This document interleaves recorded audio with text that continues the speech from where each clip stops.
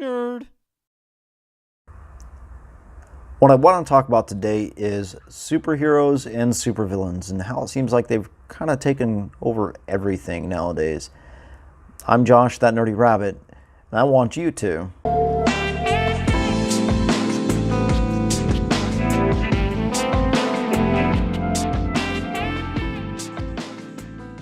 So superheroes and supervillains, they all kind of seem to start from comic books. And comic books came out around, I'd say, it's roughly the 1930s or so. Superman and a few of the other ones that are out there, Action Comics and Detective Comics and things like that. And throughout the years, the popularity of them has grown and grown and grown and grown.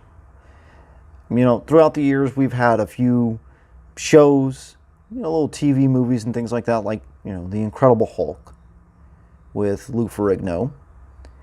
You had some other ones that were out there here and there, but nothing really kind of came around until the 80s. And that's about when we ended up with Batman. And I'm talking about the Michael Keaton Batman. And that was, 89 if I remember right? And that's when people said, oh wow, there's actually a good superhero movie. And people liked it. And from there, it kind of simmered down, and we got some more stuff. Comic books kept pushing out. We got some animated series that came out that were pretty good, from Batman, the animated series, to Superman, to Spider-Man, and of course the X-Men. And we also got a few video games here and there as well. And then you progress a little bit further, and we have the X-Men movie from 2000. That one comes out, and it is wildly popular. And people were just like, wow, okay, I like this. This was a good movie. Great action movie. But that was the start of the kind of comic character takeover, in my opinion. That was the beginning of it. Because then everybody's like, ooh, I like this. I want to keep watching things like this. Are they going to do another? And then Spider-Man comes out. And it's like, oh, that one's good too. What's going on here? I'm liking this. Let's keep making superhero movies. Then you progress a little bit further, and Iron Man comes out. Great, fantastic movie.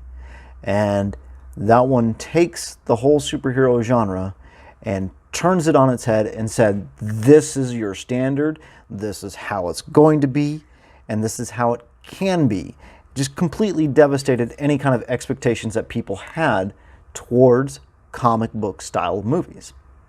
And from there, we kind of progress a little bit further, and we start to see that saturation. This is where people start really getting invested, because at the end of that Iron Man movie, if you haven't seen it, spoiler, because it's not really a spoiler anymore. The movie is almost, 10 years old? So, not really a spoiler, but, you get that tease at the end of the movie for the Avengers, and everyone's like expecting this great and fantastic thing to come around and continue on, basically. Everybody's waiting for this story to come and just completely go. But that's where we start getting that major saturation, because then it became to the point of, back in my day, when you were into comic books or comic book characters and things like that, you were a nerd or a geek, not necessarily a pariah. People still talk to you, and they, you had friends. But if you talked about comics and talked about, that kind of things, the superheroes and supervillains, with people who weren't into that kind of thing, they kind of gave you that, like, I don't know about this guy kind of look. And after the Iron Man thing came out, everybody talked about superheroes and supervillains, and when's the next superhero movie coming out, and when is this, these new characters coming out? Oh, they're making a movie about this group. Oh, I've never heard of them. this will be good. Oh, they're making a movie about that character? I've never heard of him. This is going to be awesome. And people started really delving into the whole comic book and superhero villain type of genre. And there's a huge saturation in the market. You couldn't even go on Facebook or anything like that without seeing somebody post something, to the tune and the effect of, like, I'm his Harley and he's my Mr. J. And they don't really understand it. They just know the characters and they're like, oh man, they're, bat crazy and all that kind of stuff. But they don't really understand the dynamic of it. So they know who the characters are, but they don't know about the characters. And they just think, cool, interesting. But it continues on. And then you see it on t-shirts and backpacks, shoes, all sorts of different things. And people are really, really, really getting into it more and more and more. To the point where it used to be back in the day, when was the next summer blockbuster movie coming out? What movie is going to be coming out that's going to be great, fantastic? Like the 80s was like the action, decade. Everybody waited for the next great action movie to come out. There was other genres out there that were there that people enjoyed, but everybody was waiting for the next action movie. Then you get into the 90s and it was like the teen thrillers and teen angst movies and things like that, and people really kind of got into that kind of stuff. And then for the past 20 years or so, it's been superheroes. So it's no longer the blockbusters, it's when's the next superhero movie going to be coming out? And I see that, and to me it feels like an oversaturation. There's been a huge, huge oversaturation with the market when it comes to comic book style movies and comic book style apparel and video games. I mean, the market is out there for everything. And I know a lot of people love it. And granted, I'm a huge comic book fan. I love checking out these characters. I love watching these movies and things like that. But at the time, it's like an oversaturation. You kind of get to that point of too much of a good thing. So as it continues on, you have the next one that comes out. And the latest one that's come out is Captain Marvel. And with that one, I'm on the fence because I'm having kind of like a superhero burnout, in my opinion. It's one of those ones where it's like I could care less about the politics that came around with it, whether people thought it was going to be a good movie or a bad movie, how Brie Larson was responding to things or anything like that. I could care less about that. For me, it was about whether or not I wanted to see the movie, because of the superhero burnout, because of the fact that I've been going through this whole entire area for the past 20 years with these movies. And I kind of feel like I'm ready to move on to something else. That's my own personal opinion. I know there's a few people out there who are kind of feeling that way where it's like, okay, we're on to the next one. We're on to the next one. So on and so forth. But there's tons of people out there who are just now getting into it. And they'll watch a movie and be like, oh, I don't know what's going on here. I don't get that reference because I haven't watched the past 10 movies. And we've gotten to that point where you really have to go back to understand some of the stuff that's going on. And there's some great ones where you don't really have to do that as much, but you're still not going to catch everything that's there. So for me, it's in that oversaturation. Now, to take Captain Marvel for an example, you have the whole politics that was going on with that movie. The politics that happened with Black Panther, and the little bit of a politicking that they tried to do with Wonder Woman. Wonder Woman was a great and fantastic movie.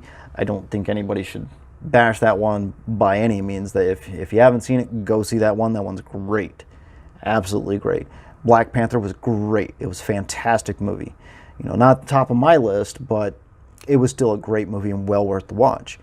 But then you have something like the way Captain Marvel went with all the politics and the back and forth between Brie Larson and a whole bunch of other people and the sides that they took.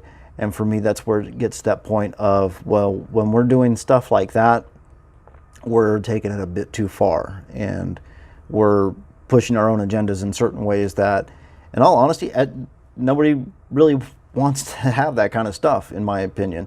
It's more one of those ones where it's like, am I going to enjoy the movie or not? And, leave the politics to the in narrative for the, comics or movies or video games, whatever the market is. leave that kind of politicking stuff in there and leave it away from the outside of that kind of stuff, because honestly, you know, you make the movies and you make the comics and you make the video games to entertain people and make people happy. And when you start doing that, that's when you start kind of meshing it and not making it as appealable to the general market. But that's kind of where we're at right now, where people have had that oversaturation with this type of thing and continued on, and they have a passion for it. And that's great to have a passion for what you do and what you love and what you like to enjoy, you know. But at the same time, you know, when we get to that point of the oversaturation, we tend to take things a little bit negatively, and everybody's attacking our favorite thing. You know, a prime example would be when somebody says, hey, we're going to remake whatever movie. And you have tons of fanboys and fangirls that go out there and say, no, you can't touch the classics. Things like that, because we have a passion for that kind of stuff.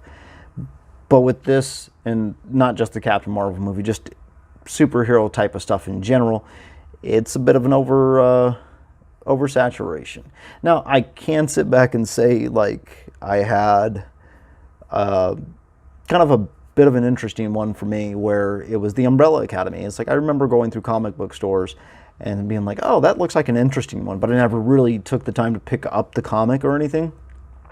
I was just more in like, okay, that one looks interesting. I'm going to stick with something that I know and I know I'm going to like. And then Netflix came around and made their show, and it was great. It was a really good show.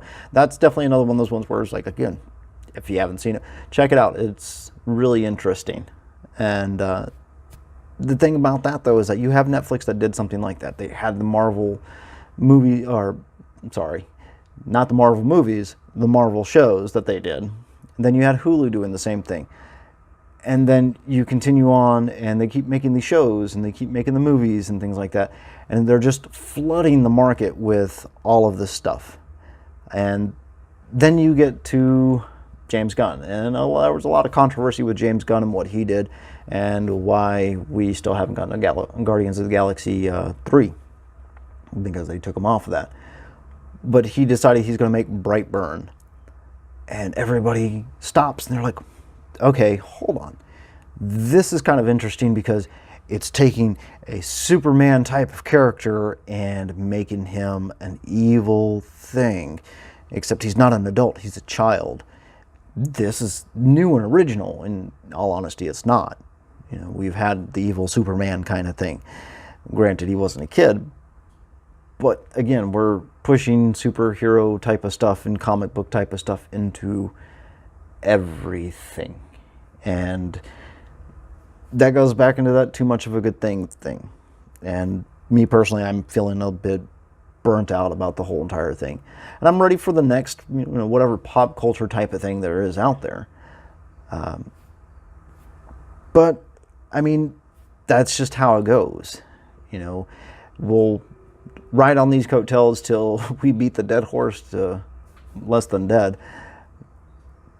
But we're going to enjoy it the entire way, too, at the same time. You know, I'm still on the fence whether or not I want to go see Captain Marvel. Let me know if you went to go see it, what you thought of it.